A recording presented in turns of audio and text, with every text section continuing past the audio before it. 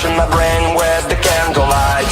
Losing my breath, losing myself, dreams are out of sight. Stop struggling against my demons. Stop taking life as fiction. Eddie, burn, burn, burn. Burn the pain, burn the lies, burn the fear inside myself. And burn it all again. It's the right time to escape this cage I've been locked in for so long.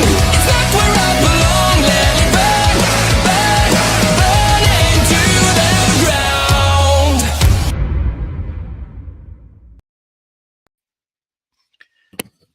And hello, everyone. This is Burn After Reading Live, and I'm your host, Rick Mullinax. How are you guys? So we got an update right off the bat.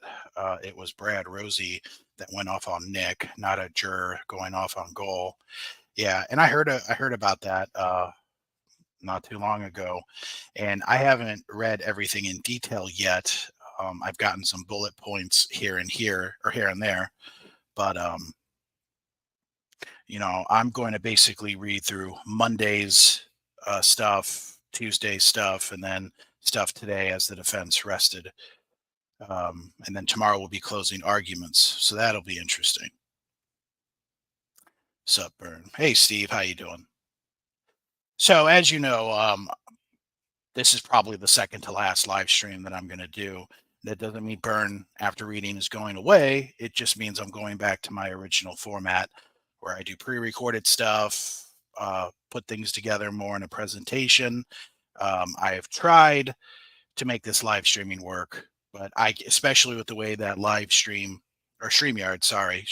has upped its, I can't believe how much they've upped the cost just to, have customizable live streams. It's ridiculous. So I can't justify that, especially to only have 300 to 500 people on a live stream where I'm oddly enough getting like potentially thousands to even tens of thousands of views just with the pre-recordings. It just doesn't make sense. I also don't make money off this. I also don't ask anyone to give me money. So this is a labor of love, so to speak. Hey, Pitbull. Awesome story about Pitbull. That is a badass chick, a really, really cool person. She actually gave me a replica Patriots ring, which I thought was really cool. She sent that to me, and that was really nice of her. So a salute to Pitbull. Justice Jane. Hello, Justice Jane. How you doing? So what I'm going to do, I'm going to start with Monday, go over those accounts. If I missed anything, let me know. I try to put everything together. I use Fox 59, and what I do, I put it in a notepad because when I try to read stuff from their webpage, when I share my screen, it is an absolute pain in the ass. Everything messes up. They got too many ads, too many other things going. So pretty crazy. Thanks for not being a grifter. Well, I do what I can do. Justice, the plan that I had, it was originally like 20 some odd dollars a month, which I thought was fair. Well, they spiked it up to $44 a month. And I'm just like, and it's not that I can't afford it. I want to make sure like that's not the problem. The problem is that I like to believe that I'm financially wise. And for only streaming, getting around 200 to 300 people on a live stream, which don't get me wrong, I appreciate each and every one of you. I don't want anyone to think that I'm ungrateful. I'm not. I'm grateful for everyone that comes on, participates. You guys do make it worth it. But I could do that for free, just doing a pre-recording and people can comment in the comment section. So I'm just looking at it from a strategic point of view.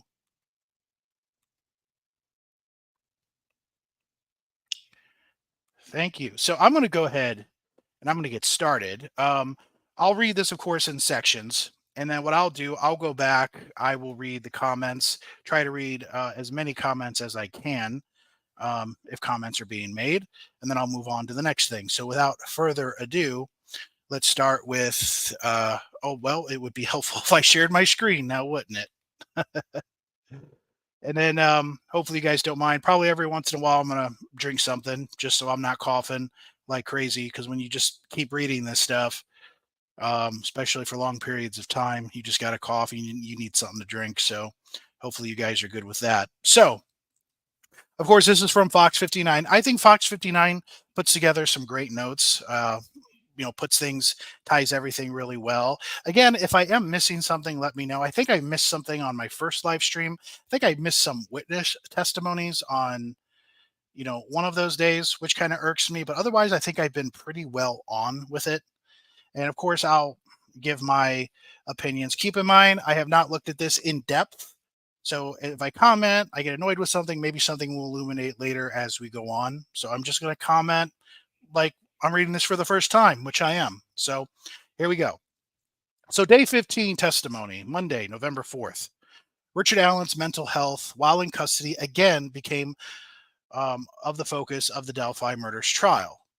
The videos were not displayed to the court gallery, although a handful of journalists could see the footage on a laptop computer from a distance of 15 to 20 feet. In some of the footage, Allen was nude, he was always bound, and sometimes wore a cloth covering or hood over his face. And before people gasp, you would have to ask yourself, well, why would that be? Is that because the guards are just mean and we're picking on them, knowing that there's a camera watching them almost at all times? Or was there a reason for that? I guess we'll find out because I'm curious to find out. His attorneys are making the case that Allen's time at Westville affected his physical and mental well being, leading him to confess to the murders. And so, defense psychologist takes the stand. On day 15th, the defense called Dr. Polly Westcott, a neuropsychologist from Carmel, to the stand. Westcott specializes in forensic psychology and neuropathy, which ties brain function to mental health. Now, I do want to stop here, and I'm pretty sure a lot of you guys and girls are smart enough to know this, that you have both sides that have their experts, right? And their experts, they want their experts to tell them what's good for their case, right? So if the defense goes to Polly Westcott and say Polly Westcott gives information that is completely against what would be beneficial to the defense, guess what? They're not going to have Dr. Polly Westcott on the stand. That is not to question her expertise, but this is just kind of how it is. And if you watch criminal profiler Pat Brown on her channel, she'll talk about that a lot when they'll have Pat Brown, come and take a look at some things from the defense side of things. She'll look at it, and if she doesn't give them the responses that they want, well, they won't use her. So, anyways, didn't mean to go on about that, but I thought that was important to know. So, the defense hired Westcott in May 2023. She is being paid $450 an hour and was also paid to testify in court Monday. Westcott said that she's appeared in court on numerous occasions for both the prosecution and the defense.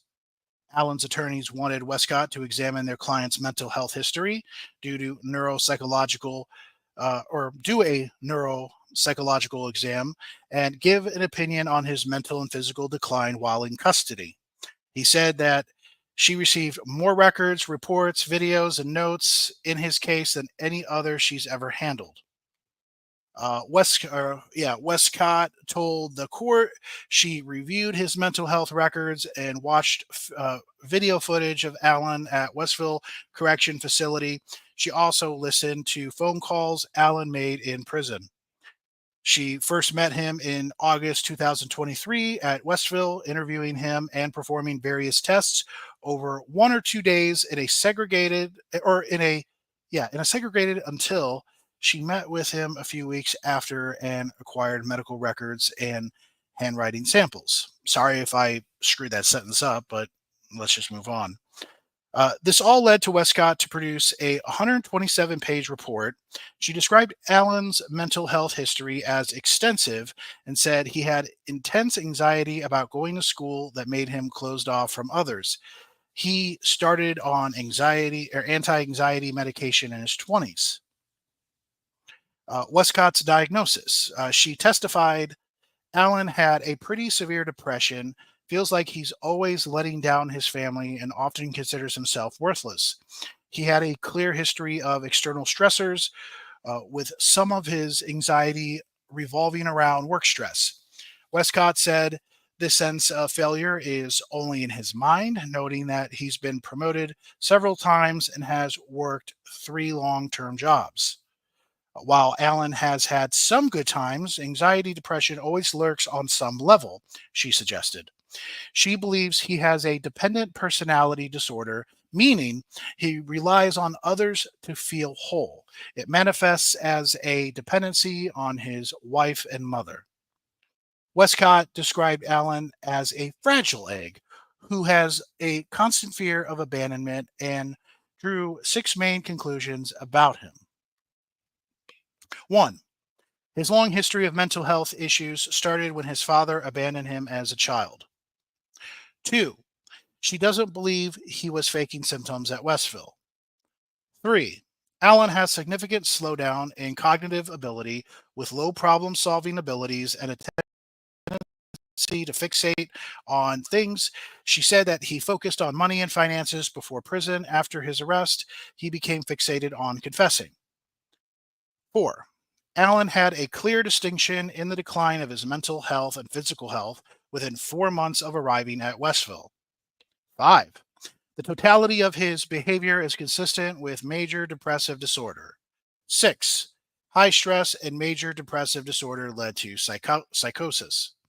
All right, so Westcote compared a November 2022 letter to the court to this. Let me say that again. Westcote compared a. So Westcote. I'm sorry. I'm saying Westcote. I'm sorry. Westcott. Sorry, guys. Westcott compared a November 2022 letter to the court to his letter written confession. She noted that earlier example had proper spelling, grammar, and punctuation, while the confession note from spring 2023 had different handwriting and was disorganized in its composition with no grammar or punctuation. She testified that fragmented thoughts and nonlinear writing are signs of psychosis. The handwriting comparison was admitted over the state's objection. The defense, however, was not able to introduce the result of a series of tests conducted on Allen. Westcott testified there were no indications that Allen was faking or being dishonest. She found he's typically passive, avoids conflict, and has a fear of abandonment. She described him as quiet and extremely dependent on others. He's not very resilient, she noted, and was very likely to decompensate. Oh God, why do I always decompensate? Decompensate. I did it. All right, guys, self high five. When under stress. Allen's decline at Westville. Allen's demeanor first saw changes between December 2022 and March 2023. Westcott's research found, I'm sorry. Oh, God, I'm screwing this up so bad, guys. I'm sorry. Allen's demeanor first saw changes between December 2022 and March 2023, Westcott's research found. Latent psychosis presented itself in April, May, and June 2023. She said that there was no indication he was faking symptoms and believed he suffered from a serious mental illness, also known as SMI, a designation used only in the prison system.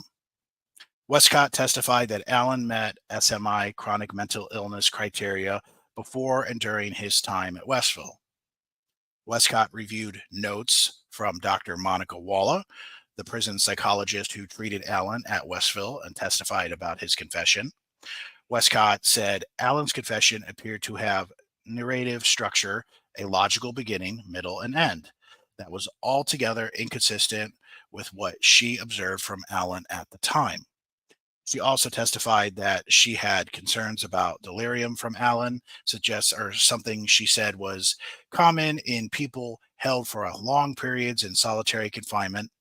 She expressed concerns about Allen's sensory deprivation in solitary and how that could have affected his mental state and sense of what's real and what's not. Diener's cross-examination. During cross-examination, Deputy Prosecutor Stacy Diener said Wallace saw Allen nearly every day for 15 minutes to an hour, although Westcott, was I saying Walcott? Oh my God, I have no idea what's going on with me. Although Westcott said records show that there were some days in which Walla and Allen didn't interact. Westcott reviewed 30 to 50 days worth of Walla's notes. Westcott said that she asked for all notes from Westville. As far as sensory deprivation was concerned, Diener asked if Allen could leave his cell for recreational time and medical evaluations. Westcott noted that those didn't happen every day. Westcott's report indicated that Allen made some false statements. Diener said the deputy prosecutor asked for an example. Westcott related one statement in which Allen said, "Satan killed the girls." When Westcott saw Allen, his attorneys weren't there and they met in an office. She said Allen was dependent on his wife and mother, adding that wouldn't be typical for him to attach to someone else unless they become part of his inner circle. Diener asked if Allen could have transferred the dependency to Walla, pointing out that Allen told Walla, "Don't leave me, and you are like my wife." The deputy prosecutor suggested that meant Allen had shifted his dependency to the prison psychologist.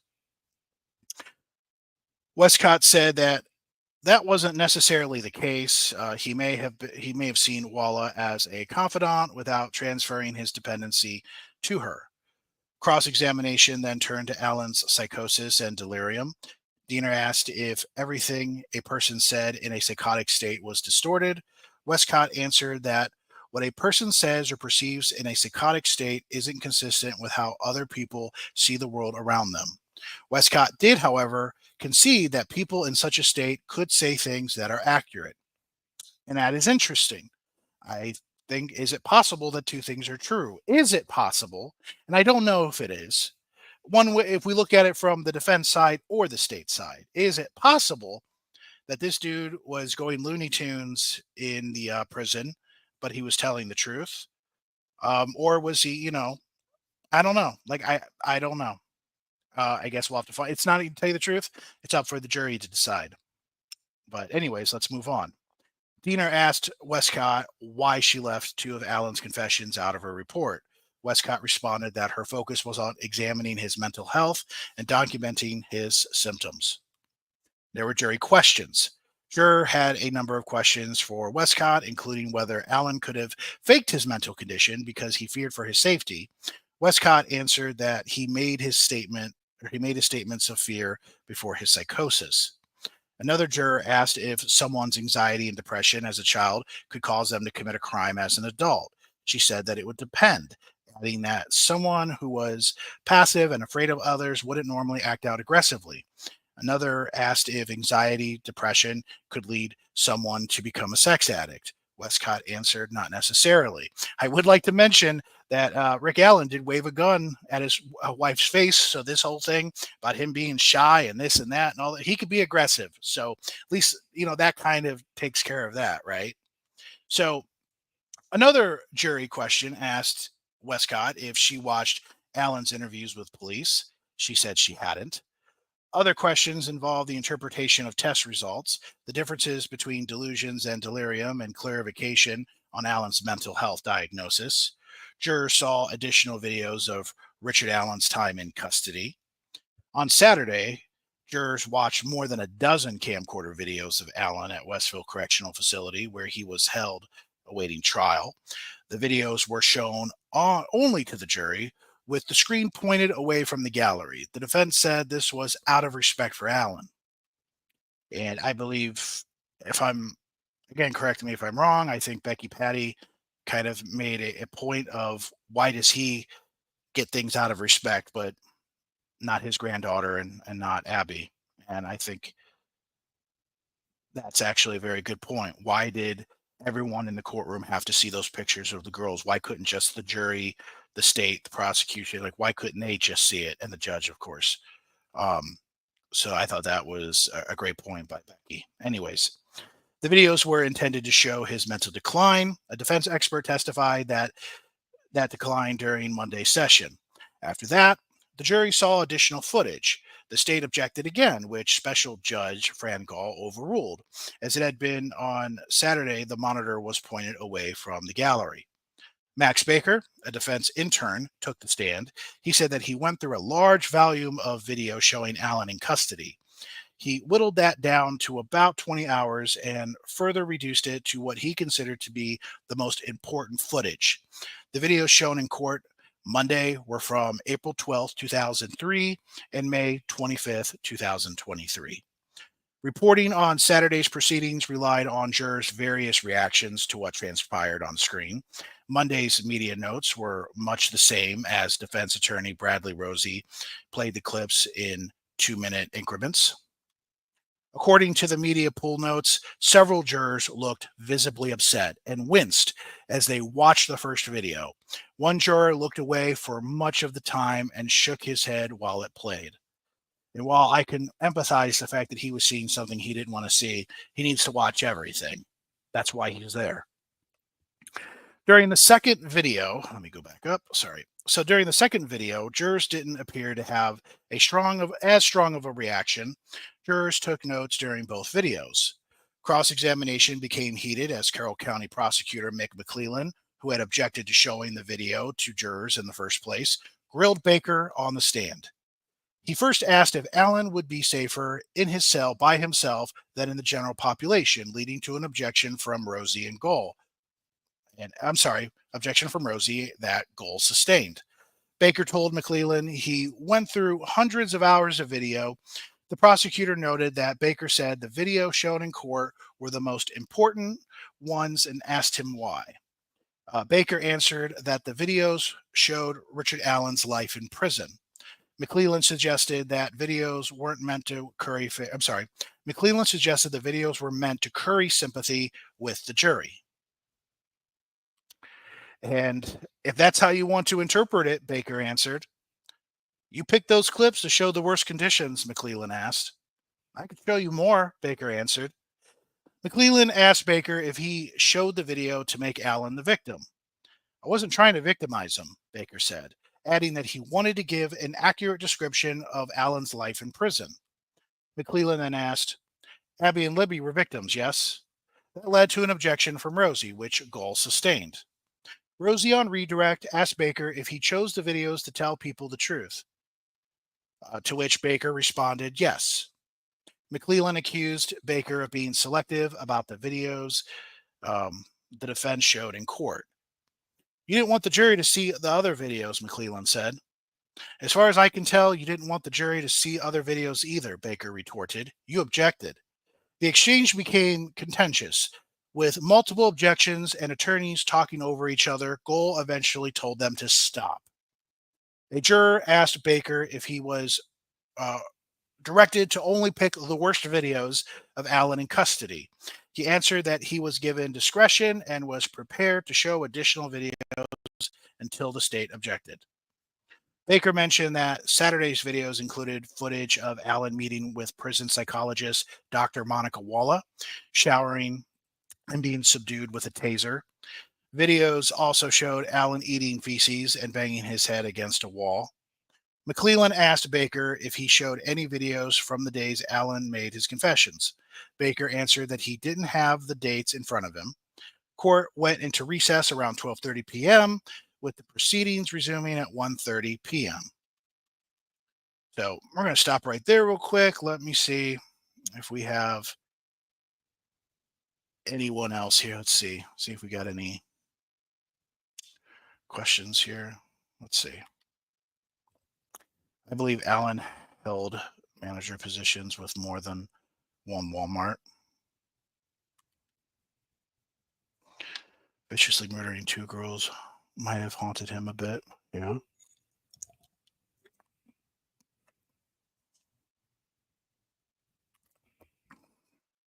I believe his wife is still supporting him. Yes, she is. After so long, you start questioning your own sanity. I mean, look, the whole thing ain't a picnic. That's for sure.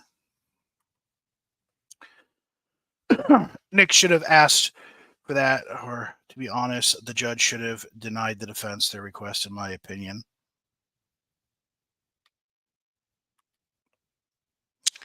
Yep, looks like Kathy Allen is standing by her man.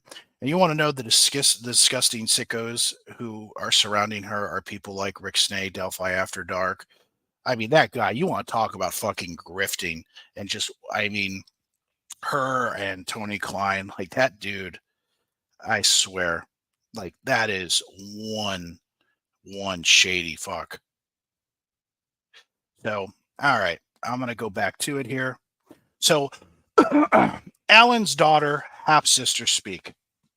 On Monday, Alan's attorneys called two members of Alan's family to the stand: his half sister, Jamie Jones, and Alan's daughter, Brittany Zapanta. Hopefully, I'm saying that last name right. Um, both gave brief testimony with the defense team, asking an uncomfortable question that they apologized upfront for having to ask. Did Richard Allen ever molest you? Both were asked. No, both answered. Would you lie for him? Both were asked. No, both answered. The jurors briefly asked Zapanta if her dad ever took her out on the trails where Abby and Libby vanished. She said yes and recalled crossing the Monon High Bridge once or twice with her father. And the key witness returns. This is important. Brad Weber returned to the witness stand as defense attorney Andrew Baldwin worked to poke holes in Weber's key testimony. Previously, Weber took the stand and told jurors that on February 13th, 2017, he left work at 2:02 p.m. and estimated to arrive at his home on North 625 West around 2:30 p.m. Yeah, 2:30 p.m. Weber lives near the stretch of Deer Creek where the girls' bodies were discovered.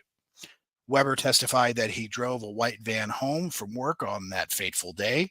This seemingly mild detail has been a key factor in the prosecution's case, as Richard Allen's prison confession included him saying that he was spooked by a passing van before deciding to murder the girls. And that makes sense because, I mean, it would have to be that road, right? It would have to be that private road, a van driving. I mean, what was the fucking van driving up the hill, down the hill? Like, it makes sense. But we could also be dealing with one hell of a Texas-sized coincidence, and that's something the jury is going to have to decide. But data from Libby's phone also shows the cell phone stopped moving at around 2:30 p.m. at the same spot the girls' bodies were found. Baldwin pushed back against Weber's account, however, implying that Weber's story about February 13th, 2017, has been inconsistent. He stated that Weber originally told police days after the girls were found that he was driving a Subaru, not a van. So that's interesting. Baldwin also contended that Weber spoke of stopping to fix an ATM, which would make his timeline no longer add up if he didn't drive straight home. The last time Weber took the stand, he and the defense team shouted at one another, with Weber saying the defense attorneys were incorrect and that it was another day that he stopped to work on ATMs. On Monday, Baldwin again pressed Weber on his timeline. Baldwin asked Weber why he got so upset last time he was on the witness stand speaking to the defense attorneys. I was upset with you because you tried to tell me what I did, Weber said. Baldwin pressed on Weber, asking him how often he works on the ATMs. Baldwin stated that according to a deposition from February 17th, 2017, Weber told police officers he worked on the ATMs every day. Weber said that he works on the machines when they run out of money or paper. Estimated that in 2017 he had around 30 to 35 machines. The machines were located in gas stations, restaurants, and taverns, Weber said. Weber stuck by his timeline, insisting that he drove home after getting off work on February 13th, 2017. When asked what he did when he got home, Weber said he took a nap. Can you hear screams of someone on your property? Baldwin asked. If outside, I would, Weber answered. When asked if he heard any screams that day, Weber said no. Weber said that he was woken up by police officers asking to search his property for the missing girls. He let them search the area. Baldwin asked Weber if he told the FBI a different account than what he originally told police about his time frame. Mullen, well, and that's interesting. So, anyways, Mullen returns to stand. So, former Delphi Police Chief Steve Mullen also returned once again to the witness stand on Monday. This is the second time the defense team has called Mullen to the stand. Defense attorney Andrew Baldwin continued to focus on dismantling Weber's white van testimony by implying this key detail in the prosecution's case could have been told to Allen prior to his confession. And that is interesting, I would say. But the defense team argued otherwise by stating that Allen could have learned this information from the psychologist Dr. Monica Walla, also interesting, who worked with Allen during his stint in Westville Prison. Walla is a true crime fan who has been who has obsessively followed the Delphi case, reading and posting online about the case, and even traveling to the Monon High Bridge. During her testimony, it was revealed that she shared information she read online with Allen during their sessions. And I have heard that in some of these private groups that talk and discussion of a van has been brought up. I'm not sure if they said white van, but my understanding is a van has been brought up. And so why would a white van be brought up? That's interesting too. Who knows? So Baldwin claimed that posts made online speculating about the Delphi murders mentioned the white van. So there you go. You don't know what Dr. Walla told Richard Allen about a van? Baldwin asked. No, Mullen answered. Mullen said that Allen's admission to Walla that included the detail about being spooked by a van was the first time the prosecution heard about the van. However, Baldwin also grilled Mullen over previous testimony where Mullen stated that Allen drove the only black 2016 Ford Focus SE that was registered in Carroll County. Police believe they spotted a car matching this body style near the trails on the day the girls vanished. Mullen previously noted there were 8 other Ford Focuses on the list of other types of models, Baldwin. And then Baldwin pushed on this, noting that how there are various other models, including hatchbacks of the Ford Focus across several different years that Mullen didn't include in his search, which would have driven up the numbers of matches. How many Ford Focus hatchback models did people own in the surrounding area in 2017 that had the same body type? Baldwin asked. I don't know, Mullen said. And see, that's to not follow up with that is really fucking sloppy and it's really bad. But I still believe in Occam's razor. We know Richard Allen owns a Ford Focus, right? The Ford Focus that with the similar description that passed by the scene. And so we have Richard Allen who places himself on the bridge. Now, I don't know if the law enforcement can be so brilliant and so stupid at the same time when it comes with a conspiracy, but in 2017, he places himself there at 1 to 1:30 to 3 to 3:30 p.m., which would place him there around the time of the murders, everything that's going on. He places himself there. Of course, you have conspiracy theorists that will say, "Oh, they fudge those numbers. They fudge those numbers to make it fit, to make it," because he said later in 2022 he was there at 12 or 12:30 and left it at about like 1:30, which at that point he would have cleared himself to when the girls arrived. And but I'm sorry, you have to stick with the original dates. I can't imagine that they said, "Hey, let's keep this to 2017 until we need to take it out of our back pockets, and then we're going to go ahead and we're going to frame this man. Let's wait 5 years or so to do that. That sound good? Let's do that." So let's see what we have here. Oh, we got Humanimal in the house.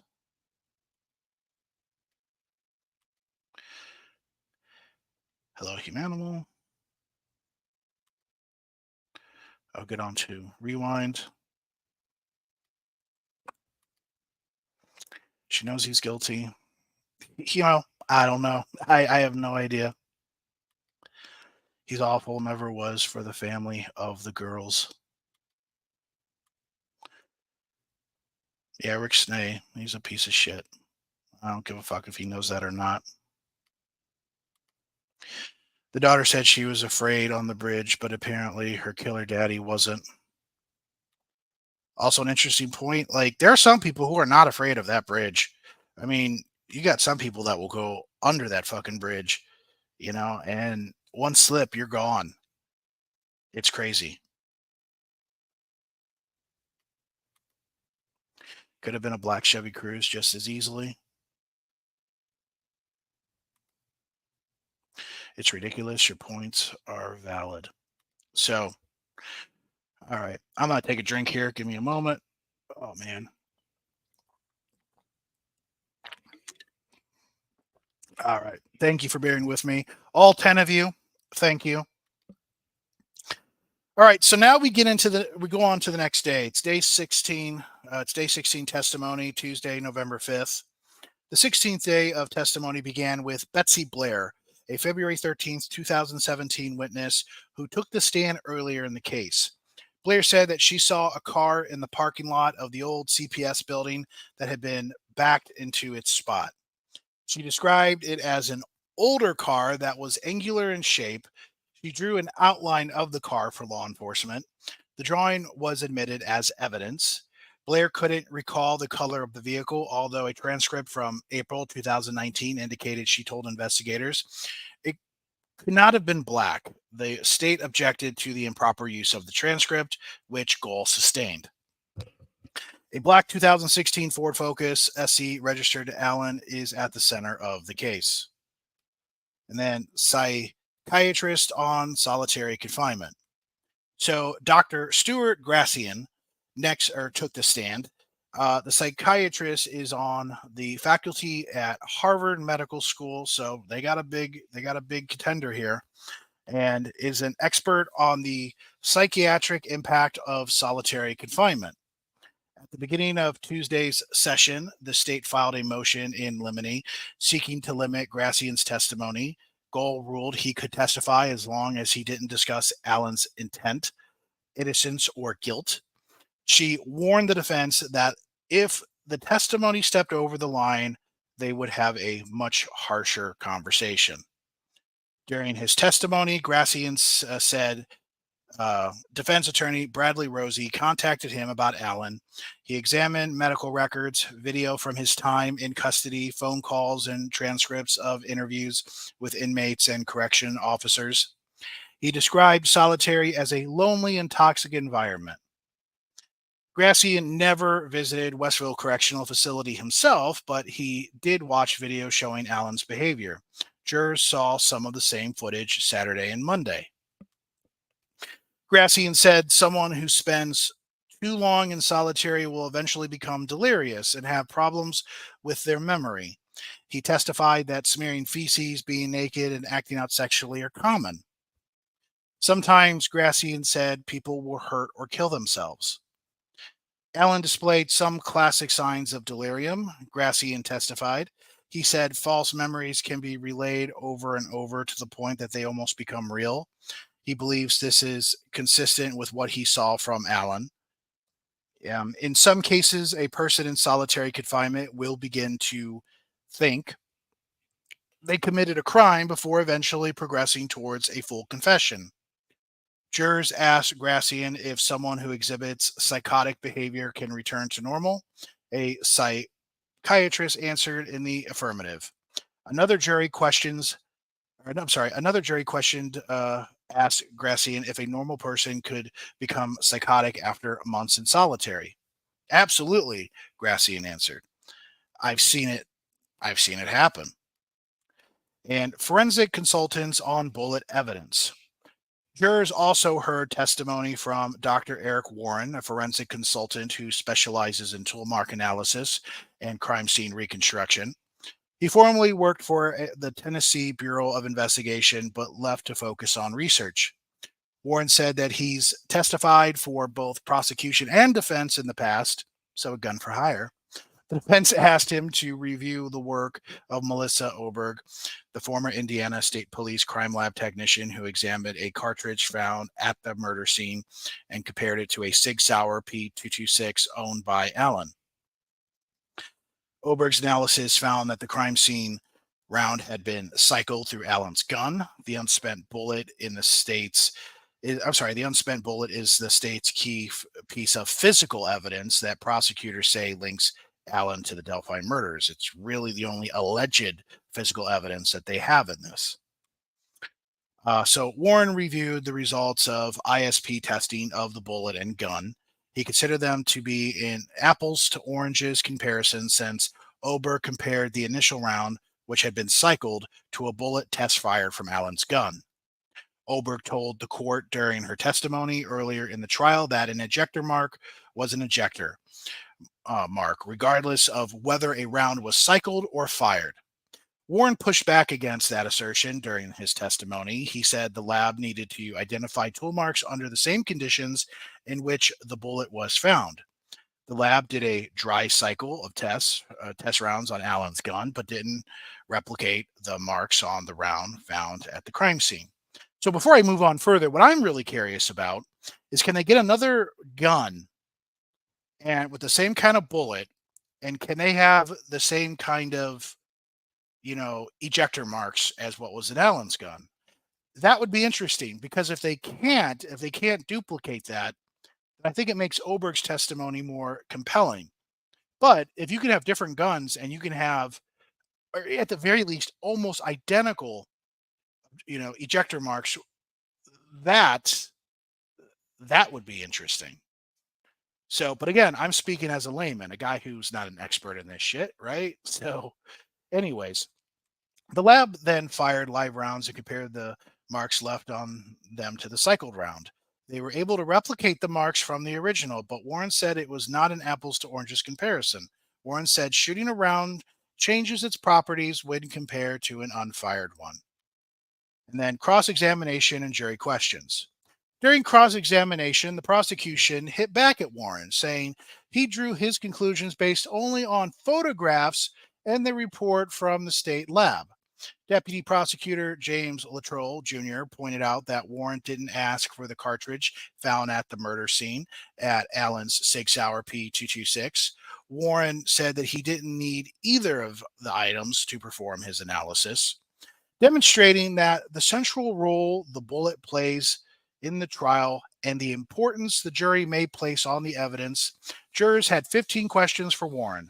That is by far the most they've asked a single witness during the proceedings. Now, despite how the jury may rule, let's give these guys and girls a standing ovation. And the reason why I say that is because they are engaged with this. They're asking questions. They are engaged with everything that's going on. They're doing their absolute best to learn. And there are some juries or jurors that don't do that. So the fact that they're doing that, I think, is incredible.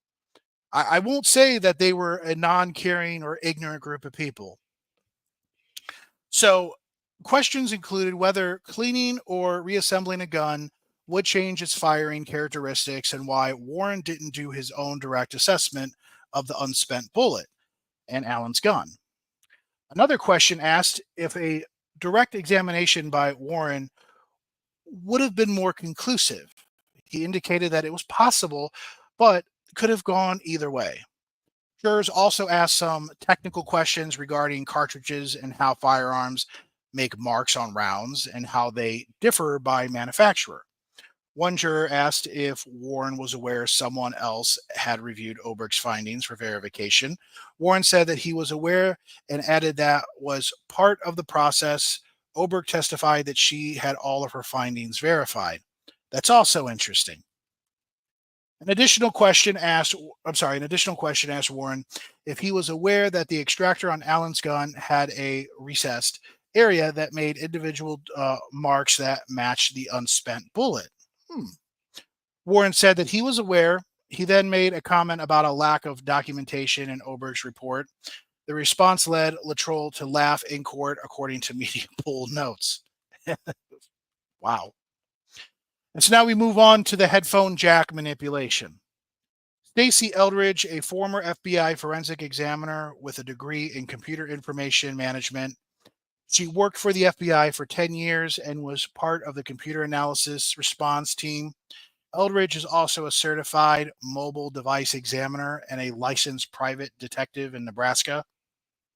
The defense called Eldridge to the stand on Tuesday after asking her to analyze the data state police pulled from Abby German's cell phone. State police experts Brian Bunner and Chris Cecil previously presented this data to jurors, laying out a timeline for the phone's movement, along with showing video and audio extracted from the phone. Eldridge's testimony agreed with several aspects of the state police findings, though she criticized them for not doing a better job of extracting data from Libby's phone, which could have led to better findings. Fair enough. A key piece of missing evidence included a power log. Power logs reveal when a phone was last turned off or on. The data collected from Libby's phone did not include a power log, however. So experts cannot say for sure when, Libby's phone was turned off. Eldridge stated that every time a phone is turned on off, it loses some data files. While Eldridge stated she generally agreed with the timeline laid out by Cecil's ping data of Libby's phone, she didn't disagree with some of the findings included when the phone last connected to service and last received messages. Eldridge said that her analysis of the findings led her to the conclusion that the phone last connected to a cell phone tower at 5:54 p.m. on February 13th, 2014. I think she meant 2017, but it says right here, you can look, 2014. So that's the error of the person who wrote this. This is a little over 3 hours after Libby's phone quit moving. The phone then connected again in the early mornings of 4:33 a.m. This is when police said Libby's phone received several messages sent 12 hours before or more before, including from frantic family members trying to contact her. Pardon me. Eldridge said that data shows that after 5:44 p.m., the phone attempted to reconnect to the tower and that no data was being used by any apps between 5:54 p.m. and 4:33 a.m. The defense team asked if Eldridge could provide an explanation for why the phone stopped receiving signal during the near 11-hour gap if the phone was stationary, as the prosecution has claimed. Eldridge said that she had no explanation outside of movement of the phone or the signal being blocked. But the biggest new takeaway from Eldridge's findings was that while the phone was not logging data due to lack of signal, it still logged mechanical manipulation. At 5:45 p.m. on February 3rd, 2017, Eldridge said a phone call came into Libby's phone and that within milliseconds, a headphone jack was inserted into the phone. Interesting. By plugging in the cable, you could, or you would, you should, I'm sorry, by plugging in the cable, you would stop sound, Eldridge pointed out. According to Eldridge's findings, the headphone jack was removed from Libby's phone nearly 5 hours later at 10:32 p.m. A former fire chief previously spoke about the frantic nighttime search for the girls that began at around 9:30 and 10 p.m. and lasted until 2:30 a.m. and turned up no signs of the girls. Now, let me stop here. Okay, so the defense's whole argument is that the girls were killed somewhere else. They were abducted, they were killed somewhere else, then their bodies were brought back, right? And so these geniuses, this Odinist, these Odinist geniuses, did what they did, brought the girls back and decided, hey, you know what? We should leave the phone here. Knowing, I mean, even they would have to know that would leave data, right? At that time, 2017, we know this. Instead of taking the phone and chucking it somewhere else, smashing it into pieces, taking the memory card or whatever that thing is inside, destroying that to bits, smithereens, throwing that in a lake or wherever, and just making sure that nothing can be linked to them. But no, what they decide to do, if we're to believe the defense, is that they brought the bodies back after 4 o'clock in the morning and left the phone there too. Amazing. Amazing. I don't buy it. I'm sorry. Nothing about that makes any sense to me. Anyways, I cannot think of any explanation that doesn't involve human interaction, she said. And let's also, hey guys, the FBI is not perfect, believe it or not. I can't tell you the colossal amount of mistakes that they've made with a lot of things. 1996 Olympic bombings. Look at that one, okay? Look at their horrible profiling at the DC Belt Sniper. Absolutely terrible. The FBI, for some reason, like people think like, oh my God, they're so superior because they're the federal government. No, No. Sometimes they can be just as inept as your local police guy. I hate to say it, but it's true. So Eldridge cross exam. McClellan was quick to question Eldridge's expertise. Here we go, pointing out that she's had no cell phone extraction training between 2009 and 2024. She's also never testified about cell phone extractions until she did so in July for the first time. Wow, that's good. When I say that's good, like as far as McClellan kind of laying the smackdown here. Eldridge conceded that she didn't have a chance to review all of Cecil's data and cell phone findings.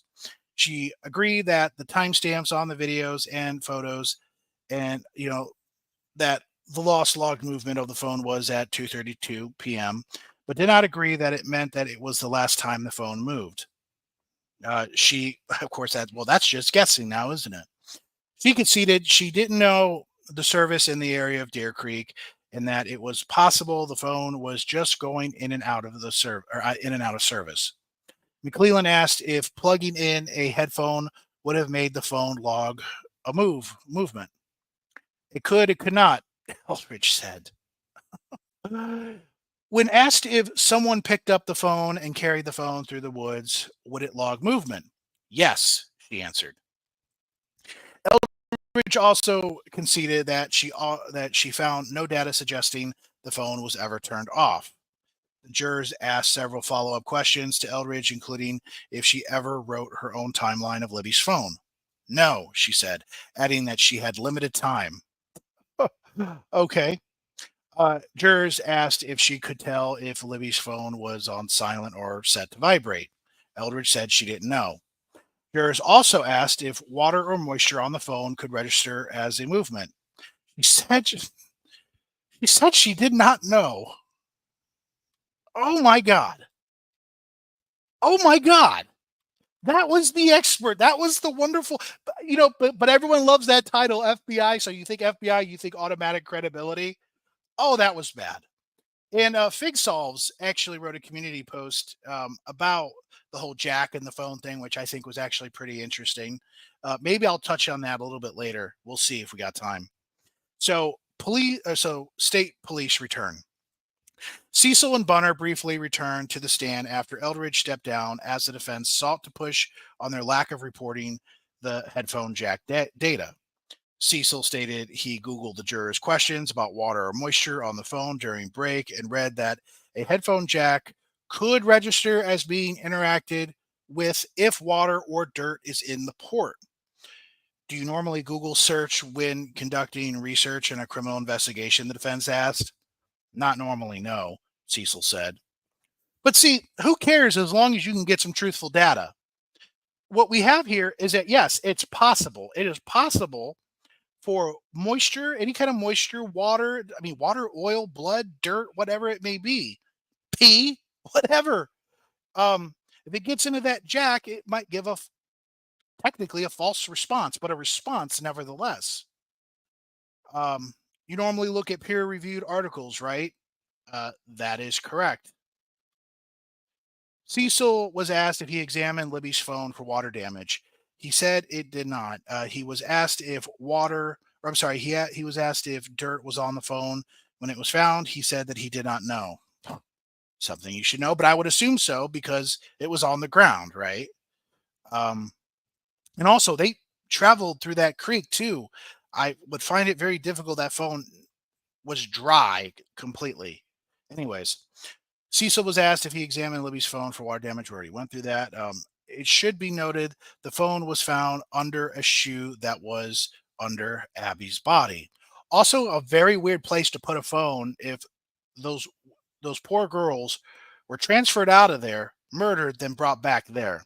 I'm sorry, that's a weird place for them to put a phone. It doesn't seem like that would be orchestrated correctly at all. Anyways, Bunner's questioning was even briefer as he was asked if he knew what audio output meant. No, he said. He was asked if he did any Google searches during the break. No, he said. We're going to get into day 17 next. I don't know if I missed anything else on day 16, but I pretty much believe that's it. So, hey, Fire and Ice, how you doing?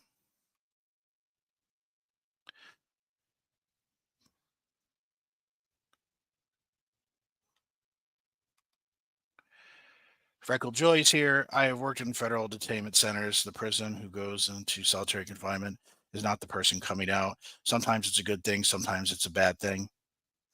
Let me ask you something, Freckle Joy.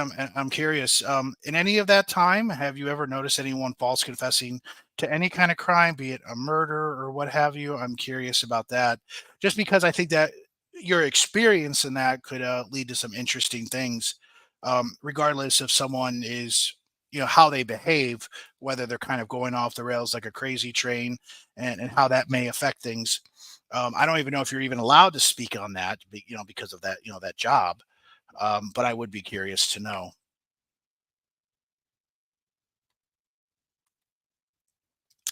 Jonathan Clark, if they wanted to frame him, they could have did it by getting his DNA and planting it. I mean, that's basically what they accused of law enforcement in the Stephen Avery case, right? And Brandon Dassey. They basically said, "Oh, sweat DNA, blood, all that stuff that was planted." And we somehow found all of Teresa Hallbach's, cremated remains and other remains, and we spread that out and we put that on his property too. And we also put our vehicle in there as well. And we decided to go ahead and frame him because he was suing us, because of a false imprisonment of rape. This case is similar to the West Memphis 3 case in the sense that the local police didn't do a great job, but still got the right guy. And we'll see how the jury plays it. I believe that they got the right guy. Do I believe that the state has presented a stellar argument? No. No, I don't. I think they made, like as mentioned, they made a lot of mistakes. And not just that, or like when law enforcement made mistakes, but I also believe the state has made some incredible mistakes. I still can't believe they arrested Richard Allen. This was before his confessions, mind you. They arrested him before all of those confessions came out, because what I believe they had before the confessions was incredibly weak. And so all of their evidence would have to rely on two things. And that one is the timeline of things, witnesses. And now, granted, the witnesses may not be able to say, oh, yeah, that was Richard Allen. I remember that face. Very little as you're passing by are you going to remember someone's face, nor are you going to remember their face if they're 100 yards away on a platform on a trail. But you can remember, for example, estimate heights. I think I talked about this before. I'm terrible at guessing someone's height. I'm terrible. Sometimes I think people look taller than they are, and I'm surprised. And then if I take pictures with them, I realize how much taller I am, and I'm 6 foot 2.5. So that's always interesting to me. But still, and then of course clothing, and I think Gray Hughes, he had a video where it showed like where the girls, like the three or four girls, crossed paths with Richard Allen, and where Richard Allen said that he crossed with them. It was in a darker, kind of like a possible like little darker area, to where whether the jacket you see it as, it was navy blue, so that's pretty dark. Someone else could see it as black. And again, we have faulty memory, but pretty much is still describing someone that is similar to Richard. And even if we want to say, okay, it's not exact, well, again, Richard Allen is placing himself crossing those girls. Those girls said that the guy that they saw from the very fuzzy picture was Bridge Guy. Richard Allen said he passed those girls. That could be, I mean, inferred that that's Bridge Guy, right? And it makes sense. And Richard Allen doesn't say that he ever saw anyone that resembled Bridge Guy, unless he, in my opinion, if he decided to look in a mirror. Now, does that mean that the jury's going to find him guilty? Does that mean that the jury's not going to find reasonable doubt based on other things? I don't know. We're coming close, I think, or hell, we might get a hung jury. We might get a mistrial. That is possible. I heard that Snake and Kamala are going out. Oh my God. Be nice to Kamala. That's that's a brutal loss.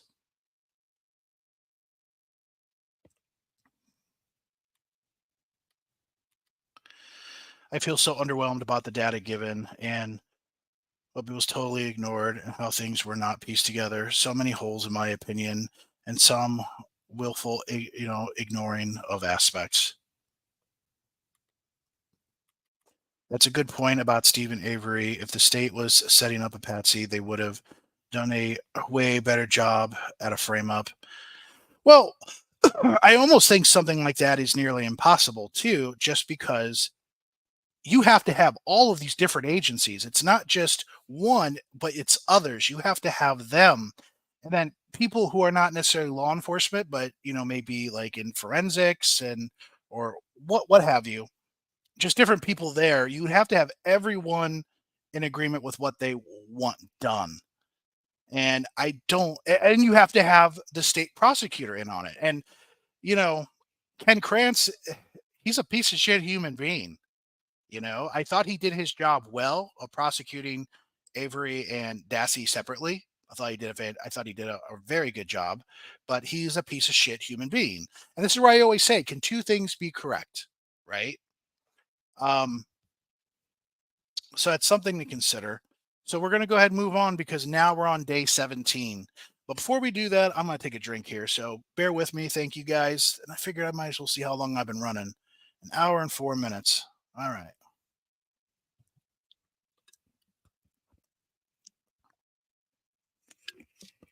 All right. Thank you for bearing with me. Thank you for the 12 or so people that are watching my live stream. Not a lot, but I at least appreciate that you guys are on. So, day 17 testimony, Wednesday, November 6th, and that's today. And a bridge witness returns. Brianne Wilbur took the stand first, as she had earlier delivered testimony about her time on the Delphi trails on February 13th, 2017. She had a Snapchat photo of the Freedom Bridge from February 13th that was admitted into evidence over the objections of the defense. She told the court she arrived at the bridge at 12:25 p.m. and walked to the Monon High Bridge. She said she didn't see any girls or anyone resembling Bridge Guy, or anyone I would assume resembling Rick Allen. On cross examination, defense attorney Andrew Baldwin told Wilbur she had pretty good memory for 7.5 years later. She said that she didn't recall seeing any other kids on the bridge that day. During a redirect, Diener asked Wilbur if the day stood out in her mind and if she talked with police soon after. Wilbur answered yes to both questions.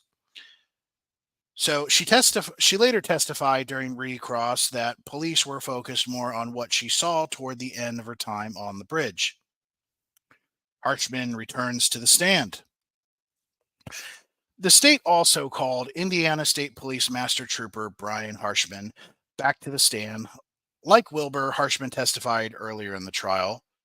And that was one of those things in my first covering of the trial. I must have missed the witness testimonies. That bothers me. But regardless, that I was also on the live stream for over 5 hours. I think it's the only thing that I missed. But anyways, Harshman listened to Allen's phone calls and watched videos of him. Harshman testified earlier that he believed the voice on the Bridge Guy recording at the center of the case belonged to Allen. And to me, that's opinion. That's opinion based. I don't know. But the jury heard his voice too, so the jury is going to have to make their decision. And is this going to be like a game of voice pareidolia? Like, is that what that's going to be? Instead of seeing clouds, you're kind of hearing what you want to hear.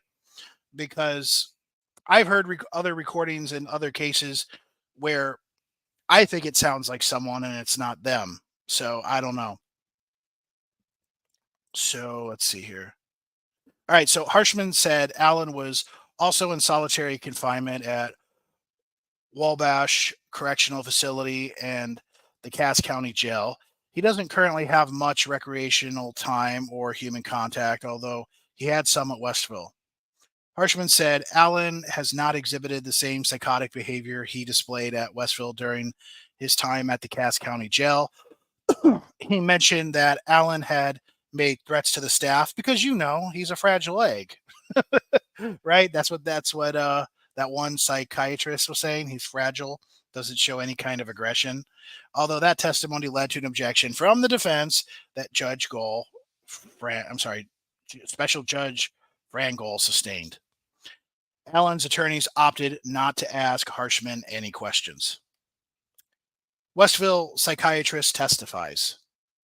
The third and final witness was Dr. John Martin, a psychiatrist who treated Allen at Westville Correctional Facility, where Allen was housed from November 2022 through November 2023.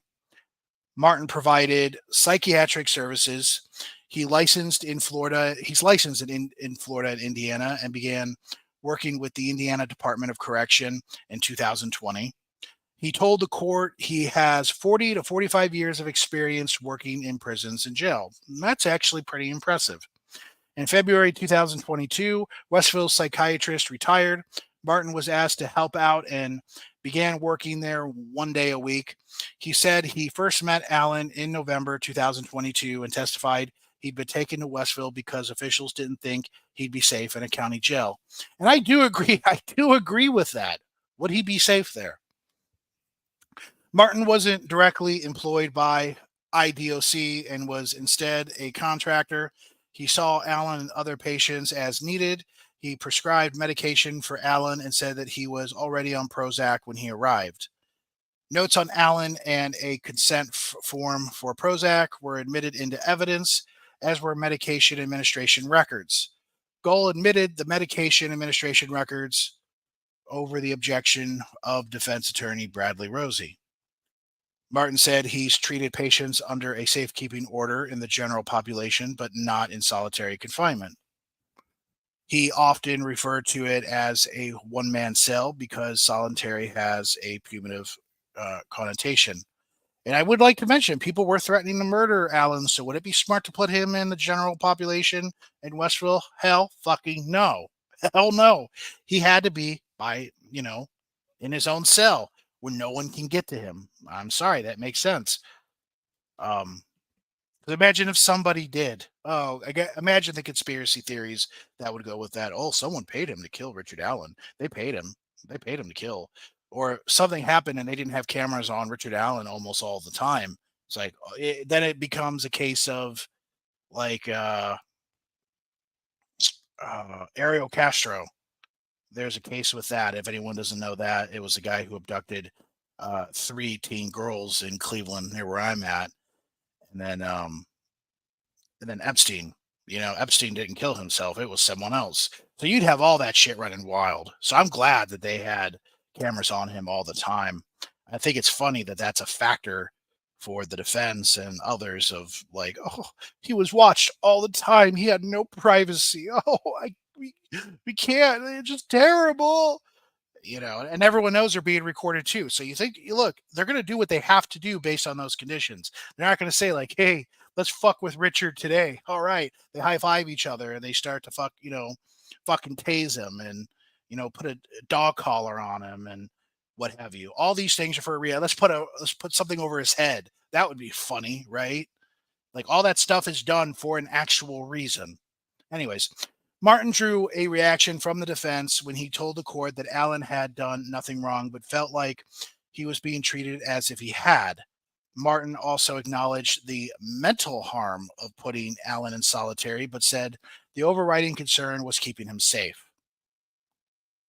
Allen met with multiple people to see how life could improve. Martin said Allen expressed suicidal ideation at times, adding that the staff did what it could to keep him safe. Martin said Allen was let out for recreational time. Over a period of 13 months, Martin met with Allen 18 times during their initial meeting on November 8th, 2022. Martin regarded Allen as stable. He next saw him on November 29th and observed no problems. On January 24th, Allen signed a consent form for Prozac. Martin believed he was doing well, so he saw him every few months. He was next scheduled to see him in April, but received a phone call requiring his urgent attention. And we have Allen's psychotic stage. He saw Allen on April 13th, 2023, and found him lying naked on a mattress in his cell. He had smeared feces on himself, and Martin had been told he had also been eating his own feces. Corrections officers carried Allen to a shower and hosed him down. Martin said he concluded that Allen was psychotic at that time. During interviews, he found Allen's insight and judgment deficient and impaired. He decided to treat him with Haldol, an antipsychotic medication. After an emergency meeting with a regional director, Martin and the staff decided the Haldol should be administered involuntarily. The psychiatrist described it as a group decision. It started off with daily doses to make sure Allen didn't experience any side effects or an allergic reaction. Once Martin determined it was safe, Allen was given a long-acting dose that lasted 4 weeks. He received his first long-acting dose on April 18th, 2023, but still presented as psychotic. Martin saw Allen on April 25th. While he noticed improvement, he still regarded Allen as psychotic. Martin described April 13th as the height of Allen's psychotic period. By the 25th, he was able to recognize Martin, and while he wasn't talking much, he recognized he was in prison. He did ask for his wife, the warden, chocolate and Taco Bell. According to Martin's recollection, it appeared Allen was eating meals and getting enough sleep. Allen's condition improves. So Martin next saw Allen on May 2nd. He observed him to be coherent and said that he denied having hallucinations. The psychiatrist saw no evidence of psychosis. The date is significant. Allen delivered his detailed confession, a vital part of the state's case, to prison psychologist Dr. Monica Walla on May 3rd, 2003. Martin saw Allen again on May 18th. He seemed reasonable, was getting an adequate amount of sleep and eating meals. Martin decided to give him a slight increase in his Haldol dose and said that he showed no evidence of psychosis. So that's really interesting. The fact that Martin saw Allen on May 2nd, he observed he would seem to be coherent, said he denied having any hallucinations. And that's significant because Allen, as we know, then delivered his detailed confessions the next day. Very interesting. And additional visits, May 30th and June 20th, Martin said Allen was coherent and showed no signs of psychosis. Martin decided on June 20th to end the Haldol treatments. See, man, I don't know if the defense realizes that or not, but I think that whole thing is pretty damning as far as, he was in psychosis. He was in psychosis. He was delusional. That May 3rd confession seems a lot more credible now, doesn't it? It does to me.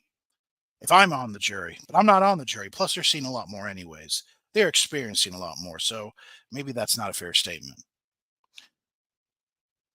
So during their meeting in June, Allen told Martin he would like to apologize to the families of his victims, but gave no specifics on the Delphi case. Martin testified that from May 2nd on, Allen didn't display psychotic behavior. After the state finished questioning Martin, the court took a break. The defense was set to cross-examine him in the afternoon. And I'm not sure if they did or not. I wasn't able to find any news articles at that point, but the defense rested its case. And I was surprised that the defense was going to go ahead and rest its case this early. I thought they would take the rest of the week. I did. I thought maybe next week would be when we would get the closing arguments. But this trial is surprising me all the time.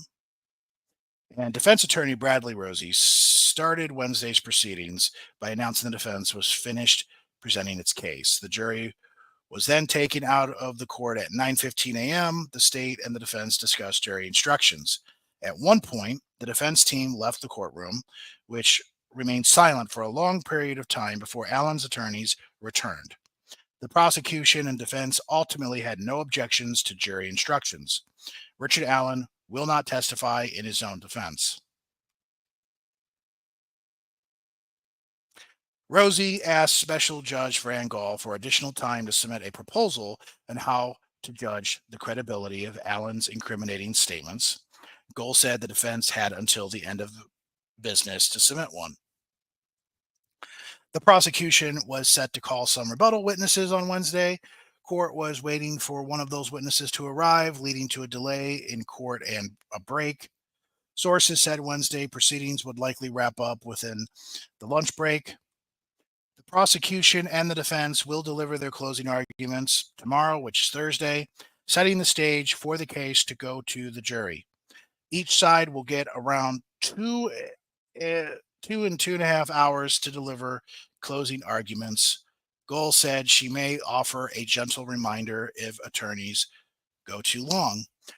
And the one thing I really hope, I guess I'll find out soon, I hope the one thing that the state does, I don't think they've really done a really good job, and that's really tightening up that timeline, explaining that, initially when the witnesses, didn't identify Richard Allen as bridge guy, you take what Richard Allen said. In 2017, you take what he says, you know? So you have 3 to 4 girls he's passing. The 3 to 4 girls saw him. And while they don't identify Allen, what they do say, they say, the picture of the guy on the bridge, that was the guy we saw.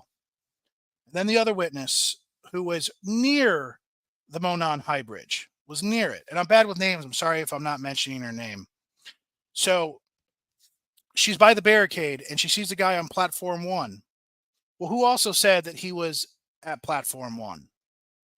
Richard Allen said he was at platform 1. So it can be inferred that and again, 100 yards away, I'm sorry. I mean, you're not going to get a good look at someone's face. So the fact that she's tried to describe that and all that other stuff, it's just difficult to do. And then what happens when she walks back? She walks away, or I think she's running. I think she had to go to the bathroom or something like that. As she's going away, who does she cross? Abby and Libby. When Abby and Libby cross, at some point, Bridge Guy walks off the platform. We know that based on some of the pictures that we see that's being taken by Abby and Libby, or just Libby. So we see that, but at some point, he comes back. He crosses. And so what's going through Bridge Guy, or in this case, Richard Allen's mind? Today, I hate to use that term because when we say today's the day, we're referring to justice for Abby and Libby. But in this psychopath's mind, he's thinking today's the day I'm finally going to act on something. You see, I believe he's been casing for a long time. He's been picking his moment. That's why he had the gun. That's why he had the knife. Is that it's kind of like, I explained this. I don't know if it was my last live stream or the one before it, but it's kind of like going to a club. Some men or young men, they go to the club or to a bar. They're hoping to get lucky. Or maybe they're not going there with the full intent, but they still want to be prepared. Better safe than sorry. There's going to be a lot of hot drunk chicks there. Might get lucky, might hook up. So they bring condoms with them, right? Hopefully they probably, you would hope. So I think with certain people, they may not know whether or not they're going to commit a crime that day or night, but it's possible. That's why they're there. I believe that's why Richard, or Bridge Guy, I believe that's why he was there. And everything lines up and everything matches with that timeline. Some people will try to argue it, but I don't think it's very good. And again, I think Gray Hughes, I think he does a fantastic job with the timeline. If you check his videos, not his live streams, but if you check his videos, you'll see it. It's beautiful. And I'm hoping, I ranted, but I hope that the state represents a very good timeline to and explain away the certain things, such as, well, they didn't say they saw Richard Allen. Explain, talk about that, but explain how it could be no one but Richard Allen. There could be no one else. And then if you take that, and then you take the confessions, and then you take, whether or not Richard Allen at that moment was in psychosis, you talk about that, you talk about the bullet and how those markings can be from no one other but his gun. You take that, and then you take I could see how there could be some doubts about the white van story and some other things, but uh, the guy seems to be holding court as far as what he said that did happen. So again, we're looking at beyond reasonable doubt and not beyond all doubt. And so it's going to be close because I felt that the defense did present a pretty good argument on some things, but I also believe some of those things are just red herrings. But they're good red herrings. They're good. So I do believe the state has the right guy. Do I believe they presented the strongest and best argument? No. I believe their argument would basically almost not be workable. I don't know how it even worked. Uh, I don't even know how it worked to arrest Richard Allen, to be honest with you. But without those confessions to kind of seal things together, I think it would be extremely weak. Even though I believe they got the right guy, I just believe that the Doolin interview in 2017, with that, the timelines, the other witnesses, especially the three or four girls, those things, I believe that shows this is most likely the guy, with some other things on top of it. But how will the jury see it? I don't know. Well, that's obvious here. I think everyone here, Freckle Joy, knows that the burden of proof is on the prosecution, but it's also for the uh, prosecution to show, is there any of this that just seems to be a mere coincidence? And again, you and I can argue that. You could say, yes, there is. You could say, I believe there's reasonable doubt. I believe that it's possible that the jury might see it that way, but I believe there are certain things there that are beyond coincidence. I believe that the timeline is not a coincidence. The black Ford Focus and what's seen there, or a vehicle with that description. I mean, it'd be one thing if Richard Allen said, I was never there. I was never there. But the guy places himself there. And I believe you start with that 2017 confession where no one is trying to point the guilt at him at that time. And he decided to come around as soon as that bridge guy photo came about.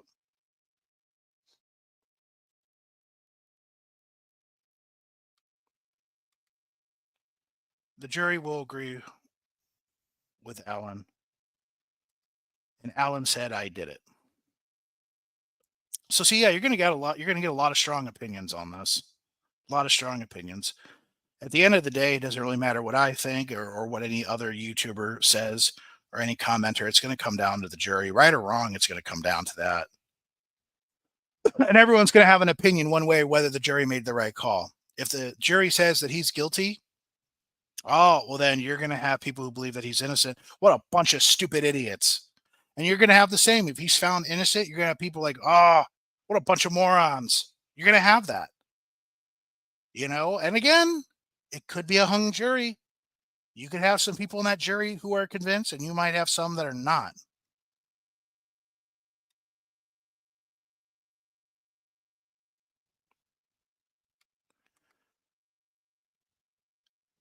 Love your rants. Thanks. I appreciate that, Pitbull. Pitbull's US.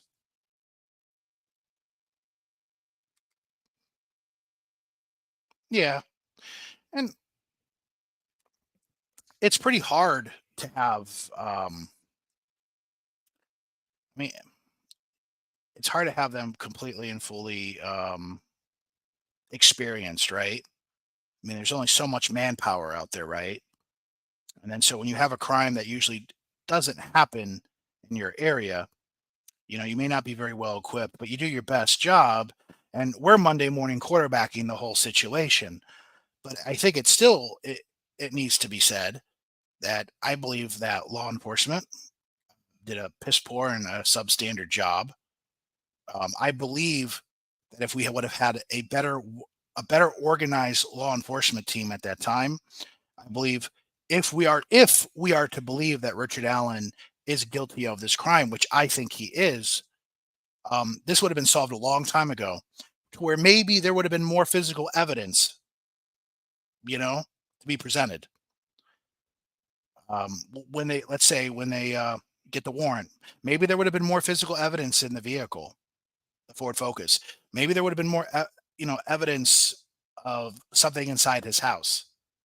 The only thing I can't like, I don't believe any blue Carhartt or off-brand Carhartt jacket that he has was a jacket that he wore, unless he took that fucker off. But then that wouldn't make sense with the one witness when he's walking down the road when he's muddy and bloody, basically fully. I don't believe that. So I think he bought another one at some point.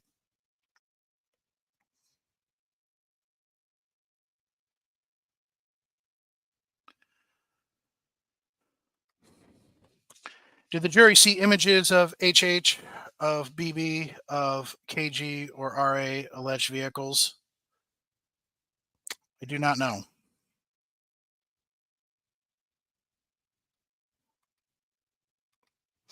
They do have the vehicle. Yes, they do.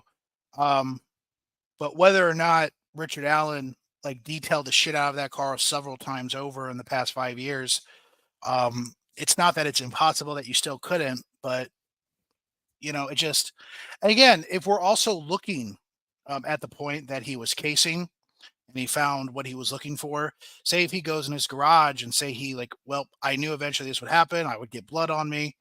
You know, did he cover up like his front seat, everything, and that's the only spot he really needed to clean up? Maybe the trunk with any evidence when he opened it up being muddy and bloody, anything that could have been inside. Again, I don't know. That's all guesswork. That's all I'm doing with that. But so again, and the closing arguments will be interesting. I always love to hear opening statements and closing arguments because you really get a whole summary of everything. Well, with the closing arguments, you kind of get the whole summary of the case, the arguments of both sides, and they really make their case, and you can kind of go on that. So, so I'm interested in tomorrow, but again,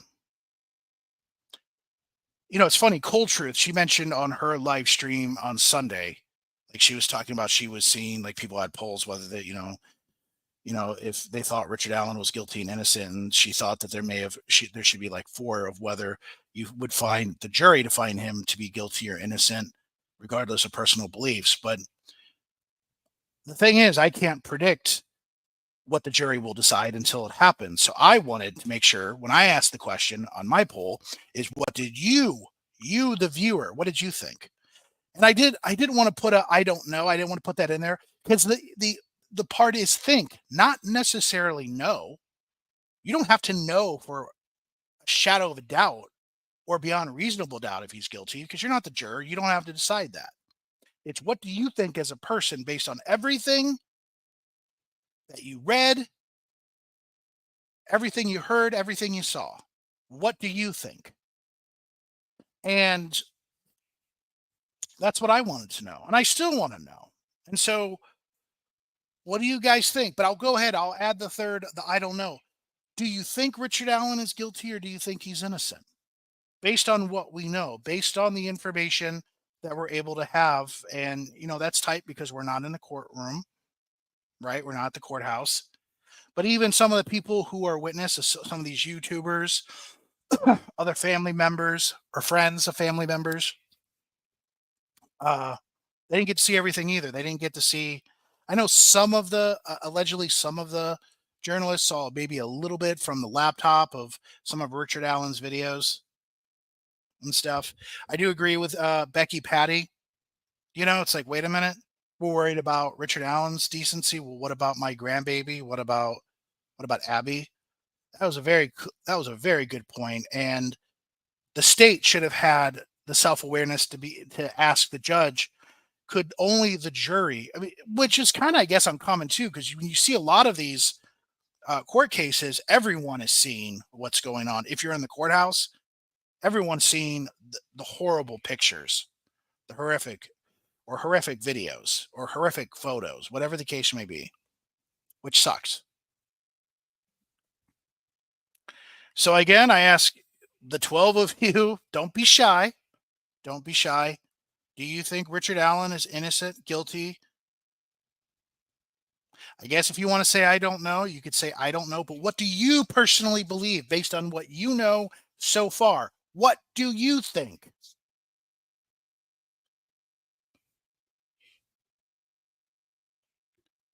If you ask me, I think he did it. Will he be charged, or will the verdict render guilty by the jury? I don't know. Could be a mistrial. I don't know. Could, you know.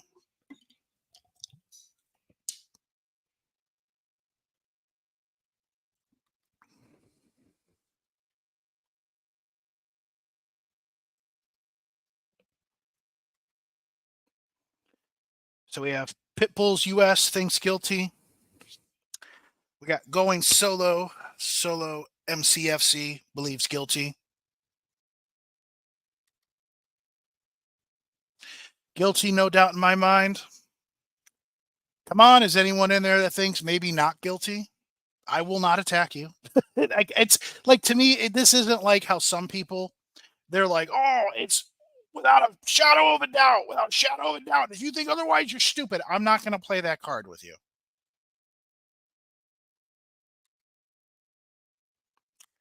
Based on what has been presented so far, I think he did it.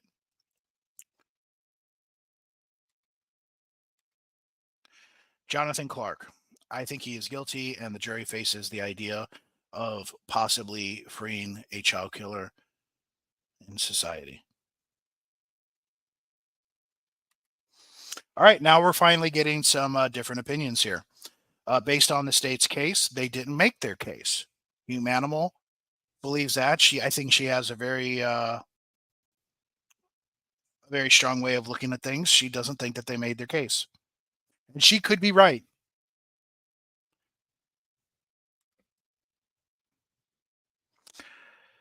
I think there is a possibility they got the wrong guy.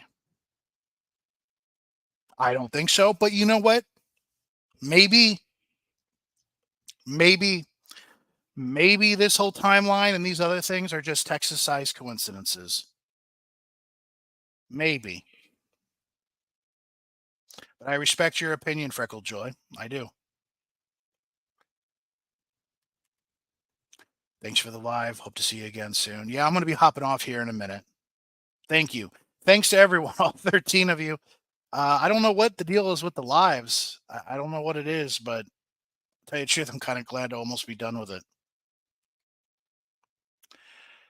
James Powers, guilty. So yeah, we got a lot of people. A lot of people. Well, a lot as in the 12 or 13 of us. But there's a lot of you who think he's guilty. I think he's guilty, but Humanimal and Freckle Joy, they think differently. I respect their opinion. I wonder how he grabbed both girls. Well, I think a gun is a great neutralizer, and when people say, "Whoa, come on," well, one might run. It's like a bank. I think someone made this analogy. I think maybe it was in Fig Solve's discussion with Gray Hughes, I think, and I could be wrong. But I was watching theirs, and that, if you haven't checked it out, it's on Fig Solve's channel, that live stream with him and Gray, the latest one. Fantastic. But you have a guy who can basically hold the whole fucking room with a gun. So two girls, especially two very young girls, I mean, who are probably in shock. Whether you believe it's Bridge Guy or I'm sorry, whether you believe it's Richard Allen or not, we'll just say Bridge Guy. Bridge Guy, whoever it is, those girls were terrified. A guy with a gun, you know, you don't know what you're going to do until you're in that situation. We can always act like survivors. We can always act like we're badass motherfuckers, right? But even like if someone points a gun at me, I have to think really hard. Like, my life could end really, really quickly with the wrong decision. It would be best for everyone involved if he was guilty, convicted, and this was all over, as much as it can be. But I'm skeptical. That's a fair point. Now, Freckled, let me ask you this: if the jury finds him guilty, would you question their decision making regarding that? Because I mean, they're still people, right? They're people just like us, people that are just off off the street, right? Walking around, just doing the best they can to absorb the information and trying to understand it. But they're not experts at this, right? So I'm curious, like, if the jury found him guilty, Would you be satisfied with that verdict, or would you be like, man, there has to be an appeal? They gotta overturn this.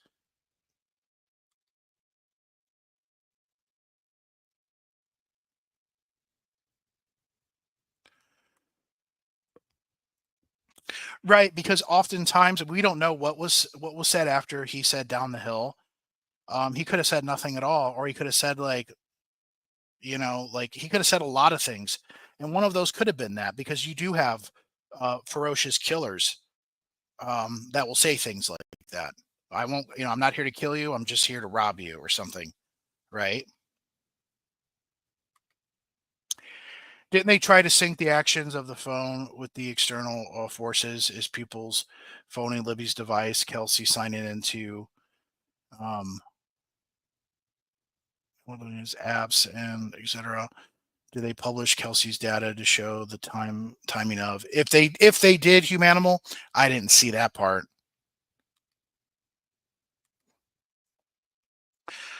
No, I would be okay with it.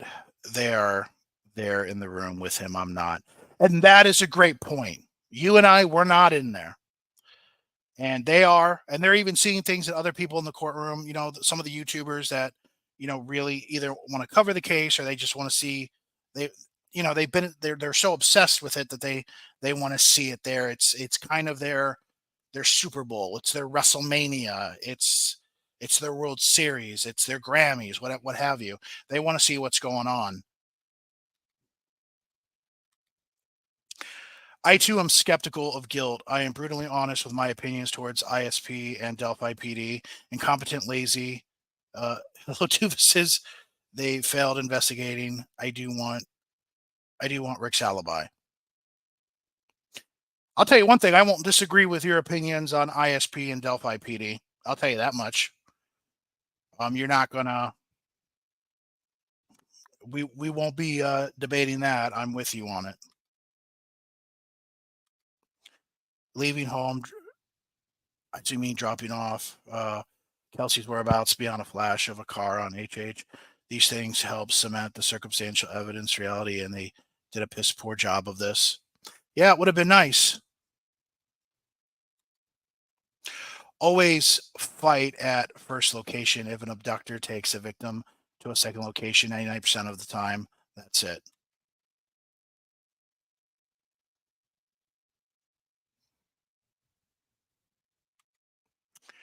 I find all the YouTubers in the courtroom two sides of the same coin, no matter what their opinion of Rick Allen is. Freckle Joy, I'll I'll toast a beer to you on that too.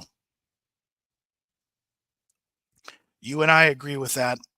Even like today, it was a circus. Everyone fighting to have their place in line. I guess this happened yesterday too. Fucking fighting like fucking vultures because they want their little spot. They want their spot in murder trial history. Do they sync up times of speaking with and being with Brad on his mother's property with supposed movements of phone to rule out someone going to the scene and interfering and not reporting, etc.?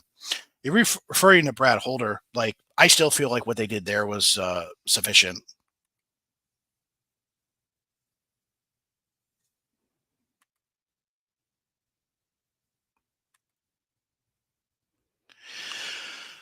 Veronica, I think the defense can argue with that. It's like, well, it's like we explain kind of what happened. He did, go to his mom's house, and he did go home, and he did go on the trails. Now we can dispute the times, but what he's going to say is like, well, his wife was at work, his daughter was somewhere else, so naturally no one else is going to see where he's at. So if you don't have that kind of alibi, because he never tried to present really an alibi, like it couldn't be me, I was over here, I was doing this. So, and I explained it before where, I live alone.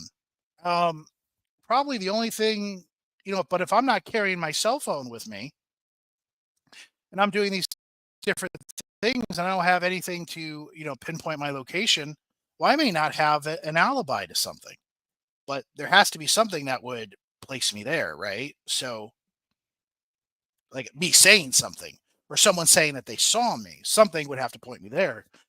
And I don't know. I'm a nitty gritty type of person, and I like to know that data was deeply analyzed to rule in and out many scenarios so that only the truth remains. I respect that, humanimal.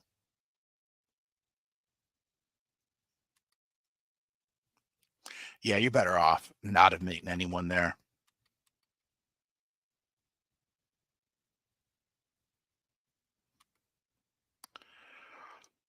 Yes, Jonathan also taught my niece some self defense. That's an interesting question. Now, because it is the evening, you know, I don't know. Maybe his wife came home, he's home, they had dinner. I don't know. I don't know if that was ever really stressed or talked about, or whether they find it even relevant. Because if it's in that evening, like if it's like 5 or 6 o'clock, well, he's long gone by that time. But it would be interesting to, it would have been interesting. I think if it would have been noted, is Kathy Allen the kind of person that would cover for her husband? Is she the kind of lady, like if there was blood or there was something else, would she cover? That's an unfair question to ask because I'm not going to accuse Kathy Allen of anything. Maybe, but I don't know.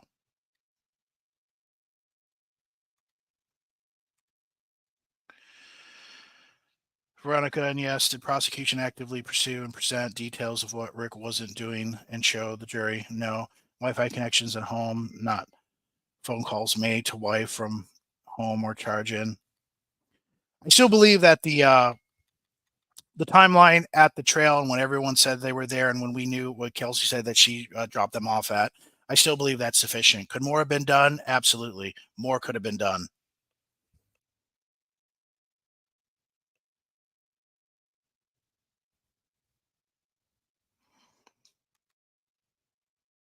Oh God, BW. Sorry about that, Humanimal. That's just me tired. I had a long work day. Plus, I wanted to do this after work. Hey, Ivy Rose. Yeah, we're at the tail end of it. I do apologize. If you want to watch the live stream or the replay, you can. So I'm just kind of catching up on comments. The close in the creek appearing day 2 of the search wasn't included in the timeline. Plus emphasis. They couldn't even build a reasonable timeline with all evidence. I think they can with that day. And as far as the clothing, again, when they were searching, I believe it was like with the firefighter guy. Look, it's completely dark. It's pitch black. They only have flashlights. It's not overly illuminating. Um, the next day you're going to see things a lot more clear.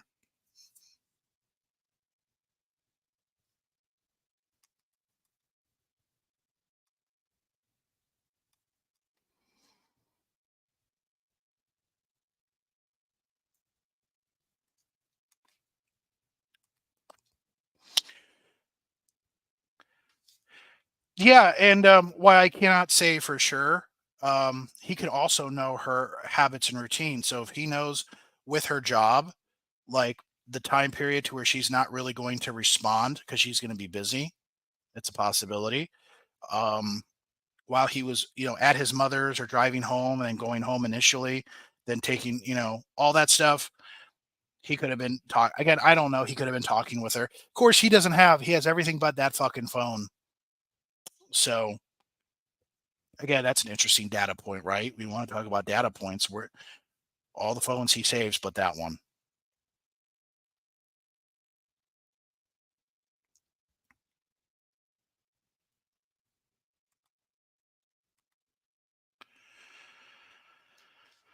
Yeah, but that could also be him knowing he needs to cover himself, right? You're gonna layer up. You're gonna have all that stuff on you.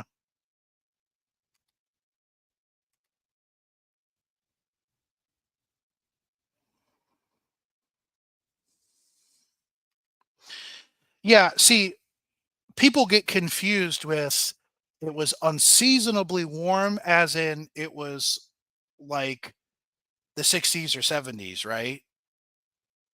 It's February. 40 degrees or mid 40s or high 40s in February is unseasonably warm.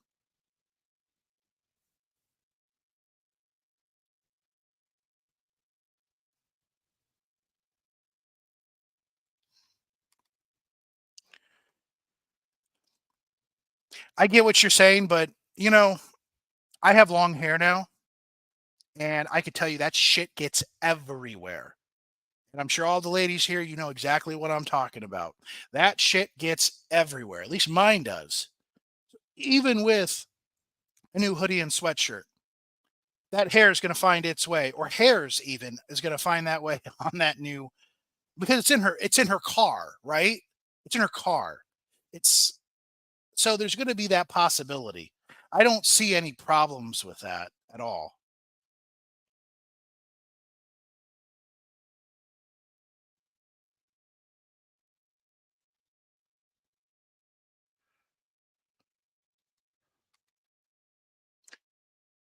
Absolutely. And it's easy to miss things initially, but again, they're searching in the dark, and again, they're not going to see clearly. Like,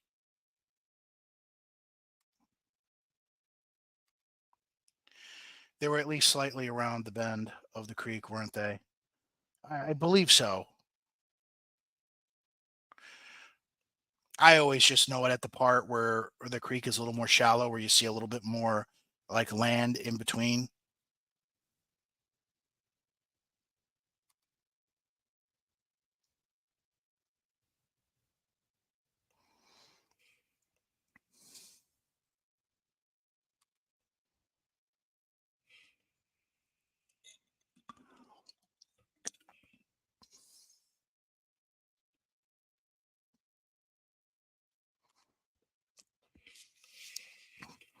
Okay.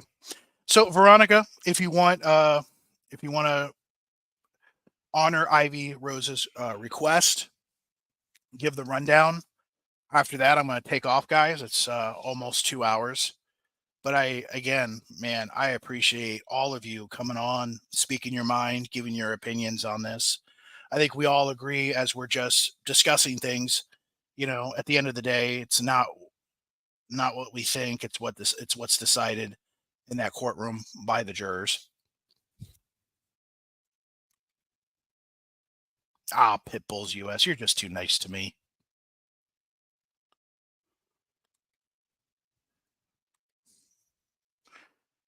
Thank you, Pitbulls US. I appreciate it.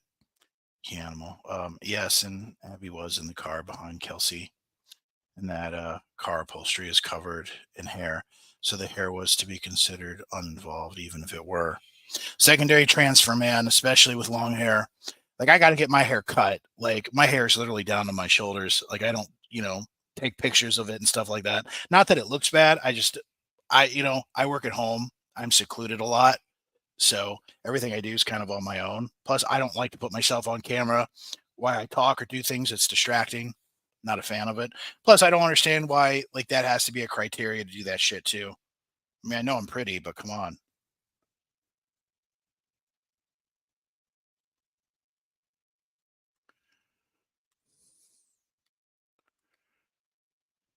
They said they searched both sides of the creek bank, all up, down, canoes too.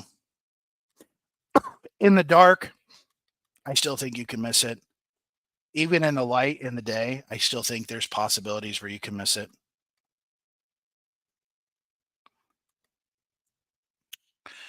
If I ever get murdered, God help the CSI tech who has to collect all the random hair, right? Well, let's hope nothing does happen to you. So I'm not laughing at the cruelty of that, but not in daylight, Veronica. But see, there we go again. We're Monday morning quarterbacking. And that's what that tells me.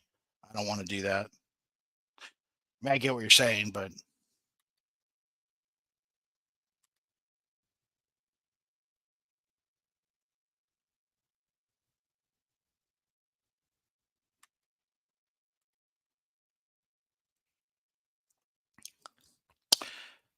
I think there's a way to check that. Give me 1 second. I could say when the sunset was. Give me one moment.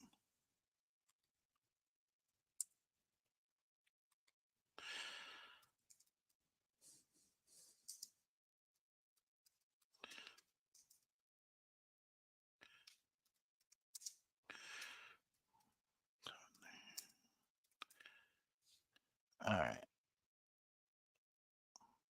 All right, sunrise and sunset times in the city of Delphi. I put February 13th. Let's see. It's only giving me the normal. Let me see if there's a way I can. All right, here we go. February 2017. Go.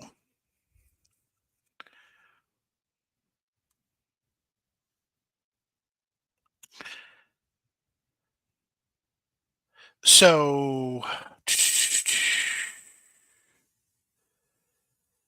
I don't know if this is an account for because I'm Eastern Standard Time, so not sure if where Delphi is, if that's Central or if that's Eastern. But the sunset, I believe, was 5:36 p.m. No, it's showing me 2024 again. Damn it! Where? Why won't it? Oh, here we go. Okay, never mind. Sorry about that, guys. All right, 6:19 p.m. is when the sun set.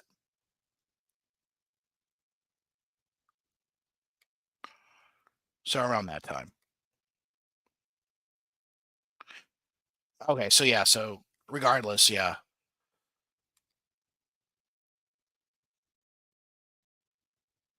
So yeah, 6:19 p.m. If anyone's interested in the sunrise, it was 7:42 a.m.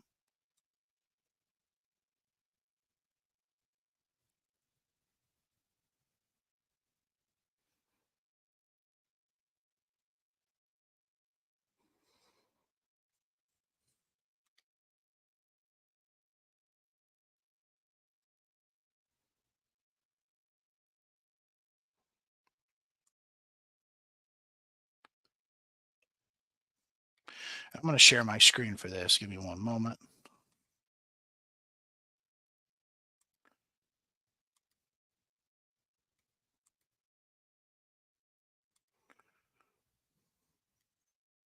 So just so you guys can see what I'm talking about, I don't know if that's going to be big enough.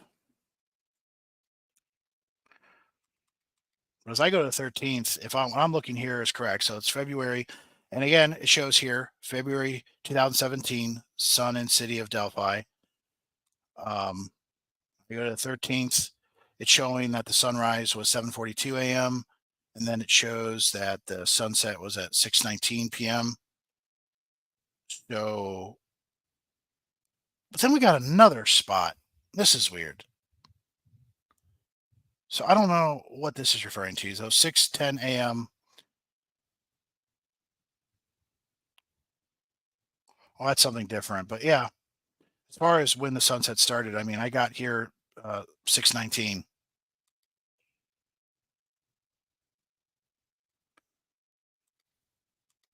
Right, but just because people they don't see something, you still there still can be circumstantial evidence that you can use because I mean, doesn't mean that if no one saw it, you can't convict anyone. There at least have to there has to be something to help.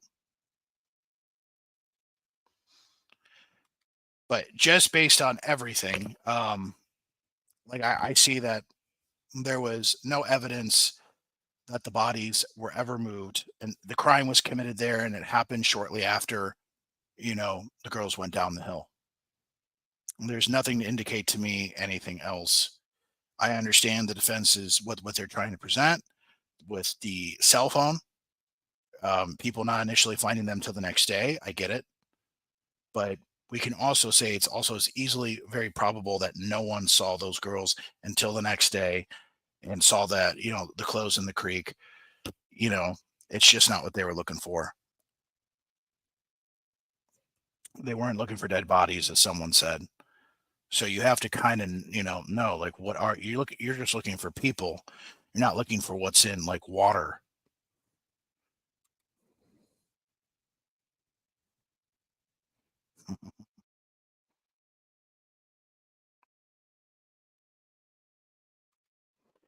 If Allen was a pick scapegoat, why not Ron, Klein, Weber? Easier and more suspicious, in my opinion. Um, Richard Allen did it. He wasn't picked out of a hat. And yeah, I mean, look, Ron Logan similarly dressed, except for like he always wore those boots, but like the jeans, the blue dark navy jacket. Um, Live close to the area. The Kleins, I mean, seriously, they were looking pretty heavy there. So at least I will also I'll give law enforcement the credit that they were trying. They were trying, and they were able to elicit a false confession out of Kagan Klein. Whether Kagan Klein just wanted a sweet deal or was just like, man, they're really scaring me, and so I might as well just tell them whatever they want to say, so they'll leave me alone. And then there was that whole fucking month's worth of that Wabash River search, which I'm sure law enforcement loved when that didn't turn up anything.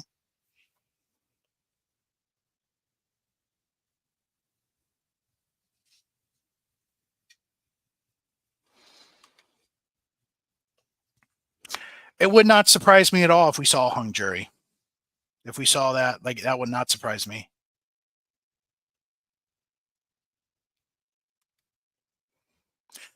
I do think clothes have a meaning. Another signature, just my opinion. If sticks aren't important, then what is? For me, it's all important for the girls. Yeah, like it could mean something just specifically to the killer himself, right? It doesn't even have to have any kind of Odinistic or pagan type thing, or it could be just placing it there randomly, and something for some reason something spooks him and he wants to leave. You know, you don't want to get caught. The longer you're there, the longer that it's probable you're going to get caught.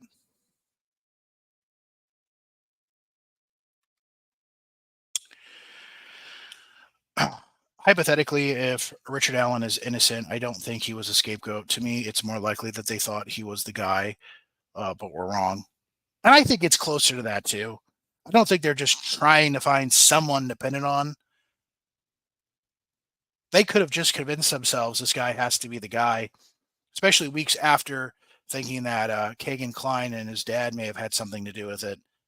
I mean, come on, look. I mean, you know, Indiana State Police had that whole thing about Anthony Shots and how it could be involved in they said a possible connection with Abby and Libby, but then, either way, they were trying to connect it. And you had the whole murder sheet thing.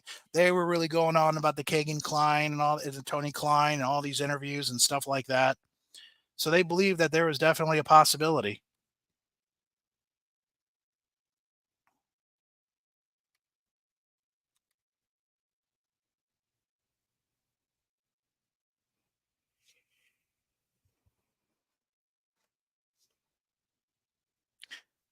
See, I believe it could be used to, a shit job to conceal, but I also believe it was an incomplete job. I can understand what Cold Truth said. As far as an undoing, what he was doing was an undoing. I could see how that is most likely malarkey. Um, but again, we may, other than what, if we believe Richard Allen is the guy, and if we believe his confession is worthy, that might be the best information we're going to get. Otherwise, we're really not going to know the reason. And they were looking for them in town, trying to work or trying to work. But if they walked the towpath to Riley and beyond, it frustrates me to no end that people assume search and all searchers were focused, at Bird.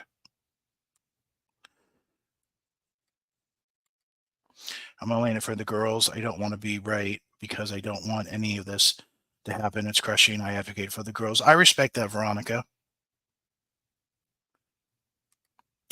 Bridge. The girls were scattered and very few at Bridge most of the time. Okay.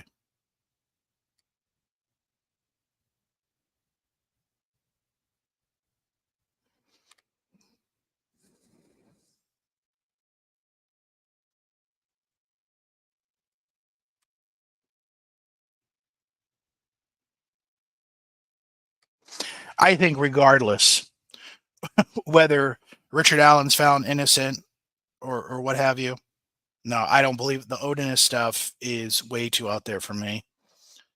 Um, I don't believe in it at all.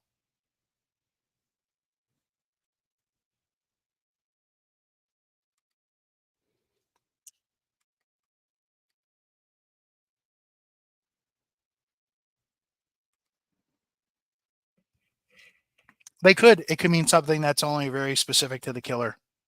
It's possible. It could have been possible too. Sometimes when someone confesses, everyone thinks that they're always going to confess to every single thing that they were thinking and feeling. And why some killers just might want to keep certain things in their own head. They may not want to share that information. It's too personal for them. That's something they want to keep within them.